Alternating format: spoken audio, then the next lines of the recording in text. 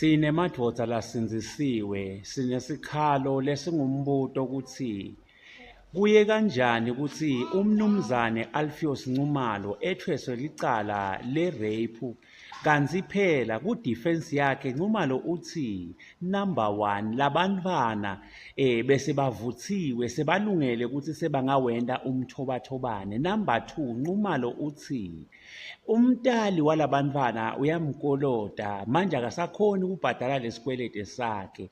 Thine-ke nasesihlahlela lokho sithola ukuthi Nxumalo lo uhamba kahle phela etinyathelweni telibhayibheli ngoba libhayibheli lithi uma umtali akweleta angasakhoni ukubhadala loyo lamkweletako akabese-ke sewubamba labantwana baloyo mtali sowubentat'igcili. Alpheous-ke wente kona lokho naye wabamba labantwana wabafafabula. Thine-ke sibona ukuthi bekulungile kube kuhlelwe phasi kwakhawuntwa kwabalwa emahlandla ukuthi Alpheous sewufafabule kangaki kwase kuyaweya kuyabuka ukuthi sesiyabhalansa yini lesikweleti sesenele nangabe kutholakala ukuthi kusashoda ukuthi okay Nxumalo ake ufafabule nje maphinze sitakukhawulisa sithi brika nasekwenele kodwa nakubonakala sesiyabhalansa kuvele nje kuthi wo brika Nxumalo brika bataze bamithe labantwana khawula.